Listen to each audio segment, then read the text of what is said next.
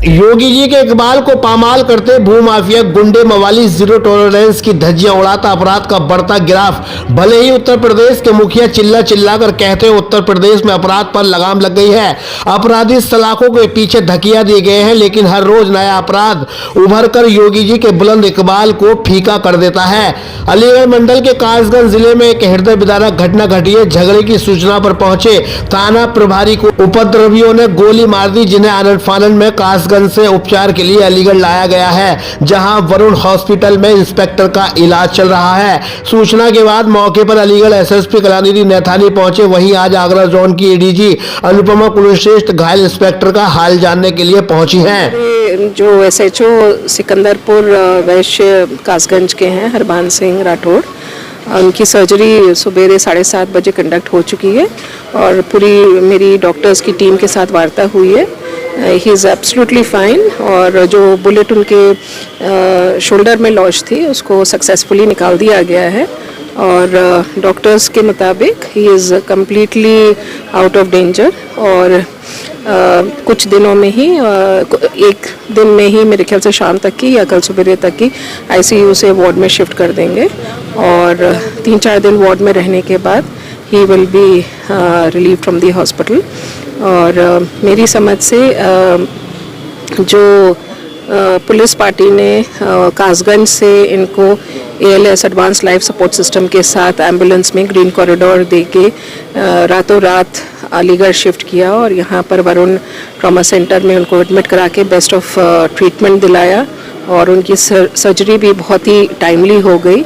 इससे ज़रूर वो लाभान्वित हुए होंगे और पूरा परिवार इस बात को लेके बहुत संतुष्ट है। गोली से घायल इंस्पेक्टर की हालत फिलहाल ठीक बताई जा रही है। लगी गोली को निकाल दिया गया है। वहीं वाराणसी में BHU की छात्रा से सामूहिक दुष्कर्म करने वालों को ठीक घटना के 1 महीने के बाद दबोचा गया है। सभी आरोपियों का लिंक बीजेपी से जुड़ा पाया गया है। जब भी जघन्य अपराध घटित होता है वैसे ही एक शोर उठता है, बुलडोजर बाबा का इंसाफ। लेकिन जब बुलडोजर बाबा को लगता है जघन्य अपराध सलीम कलीम, तो बुलडोजर में टॉप गियर डाल दिया जाता है। एक पल में सलीम कलीम जैसे अपराधियों के घरों को बुलडोजर से तहस नहस कर दिया जाता है। जब बुलडोजर बाबा के कान में ऐसे अपराधियों का नाम पहुंचता है जैसे कुणाल पांडे, सक्षम पटेल, अभिषेक चौहान, बस बुलडोजर के गैर फंस जाते हैं। न बुलडोजर आगे बढ़ता है, न इतनी हिम्मत होती है ऐसे अपराधियों के घर को तहस नहस कर दिया जाए। यकीन जानिए मौजूदा सरकार, चाहे सेंट्रल में मोदी सरकार हो या फिर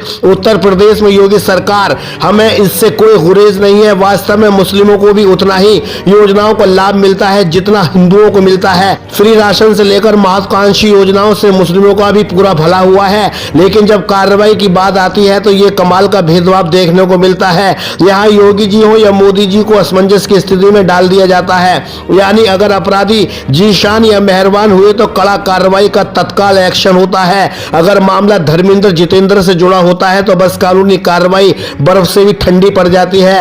अब तक वाराणसी की घटना पर आरोपियों के घर बुलडोजर से तहस नहस हो चुके होते। अगर आरोपी समझ गए ना, बताने की जरूरत नहीं है। लेकिन गिरफ्तारी के बाद भी अभी तक बुलडोजर अपराधियों के घर की तरफ मोड़ा नहीं गया है। यही दोहरापन मुस्लिमों के अंदर बेचैनी पैदा करता है। यहीं से लगता है सबका साथ, सबका विकास, सबका विश्वास महज एक जुमला है। अपराधी आज भी सतर्क है, न भय है, न डर है, न हिचक है। अपराधी तो हर रोज सक्रिय होकर बाबा के सूबे में अपना आतंक मचा रहे हैं, जिन पर लगाम लगाना मुमकिन ही नहीं नामुमकिन होता जा रहा है। जीरो टॉलरेंस की नीति कागजों में और भाषणों में जरूर दिखाई जाती है, हकीकत में जमीन पर यह नीति अधमरी पड़ी है, जिसका जीता जागता उत्तर प्रदेश में बढ़ता अपराधियों का ग्राफ बताता है, जो छुपे नहीं छुप रहा है। अलीगढ़ से कैमरामैन अजहर नवाब के साथ चीफ एडिटर शाहिद रजा की रिपोर्ट, इंडिया सर्च न्यूज के लिए।